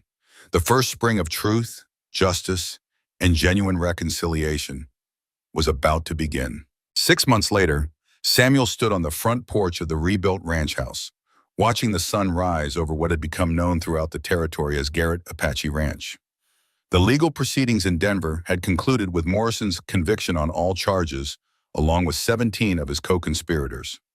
The railroad barons' conspiracy had been exposed from Washington to Santa Fe, leading to congressional investigations that would reshape federal Indian policy for decades to come. Miguel ran across the yard, his laughter mixing with that of Apache and white children who now attended the school that Nayeli had established in the valley below. The boy had grown nearly 2 inches since that terrible winter morning, but more importantly, he had grown into his role as a bridge between worlds that had been kept apart by deliberate lies and systematic hatred. Uncle Samuel, Miguel called, using the title that had become natural over the months of rebuilding. The new families from the reservation arrived last night. Aunt Nayeli says we'll need to expand the dormitory again. Samuel smiled, feeling a contentment he had never expected to know. The ranch had become something far greater than anything his father could have imagined when he first staked his claim 40 years ago. It was now home to more than 30 families, a mixture of Apache refugees and white settlers who had chosen cooperation over conflict, truth over the comfortable lies that had shaped territorial politics for too long. Nayeli emerged from the school building in the distance, her arms full of books and papers, her step lighter than it had been during those dark winter days when survival was the only goal that mattered. She had taken to education with the same fierce determination that had kept Miguel alive during their desperate flight from Morrison's agents. And now Apache children were learning to read and write in both English and their native tongue, while white children discovered that their neighbors had stories and wisdom worth preserving. The sound of approaching horses drew Samuel's attention to the main road, where a familiar figure was riding toward the ranch at an easy pace. Judge Patterson had become a regular visitor, not in his official capacity, but as someone who had found inspiration in what they were building and wanted to ensure that the legal foundations remained solid. "Morning, Samuel," Patterson called as he dismounted near the porch. "Brought you some news from Denver that I thought you'd want to hear personally." Samuel gestured toward the chairs that now graced the porch where he had once stood alone, reading the telegram that had threatened to destroy everything his family had built. "Good news or bad news?" "The best kind," Patterson replied with satisfaction. "The federal court has approved the final settlement. The government will be paying full reparations to all the families affected by Morrison's operations, plus funding for the cultural center and school. More importantly, Congress has passed legislation requiring federal oversight of all future territorial development projects to ensure that nothing like this can happen again." Miguel had joined them on the porch, his young face serious as he absorbed the implications of what Judge Patterson was saying. "Does this mean the bad men won't be able to hurt Apache families anymore?" "It means we've made it much harder for them," Patterson replied honestly. "There will always be people who choose greed over justice, but now there are laws and institutions in place to stop them before they can cause the kind of damage that Morrison and his associates inflicted." Nayeli had finished her work at the school and was walking toward the house, her path taking her past the oak tree where Thomas Garrett rested in peace at last. Samuel watched her pause there for a moment, placing her hand on the bark in what had become her daily ritual of remembrance and gratitude. When she reached the porch, she carried with her the quiet satisfaction of someone who had found purpose in the midst of tragedy and built something lasting from the wreckage of what had been destroyed. "The children want to know if you'll tell them the story again tonight," she said to Samuel. The one about how their grandfather fought to save the ranch. Samuel looked around at the faces that had become his family, at the land that had been threatened and saved and transformed into something greater than its original purpose, at the mountains that stood eternal and unchanged, while everything human beneath them grew and healed and found new ways to flourish. "I'll tell them the story," he said, "but this time I'll make sure to include the part about how it ends." Miguel looked up at him with curiosity bright in his dark eyes. "How does it end, Uncle Samuel?" Samuel placed a weathered hand on the boy's shoulder, feeling the continuity of generations flowing through that simple touch. "It ends with understanding that the best stories don't really end at all, Miguel. They just become the beginning of better stories that the next generation gets to write." The wind carried the scent of spring across the valley, mixing the fragrance of new growth with the solid smell of earth that had been worked with care and respect. In the distance, thunder rumbled over the mountains, but this time it was the sound of promise rather than threat. The last winter was truly over. The first spring had become an endless season of growth, healing, and hope that would continue long after all of them had joined Thomas Garrett beneath the oak tree that watched over everything they had built together.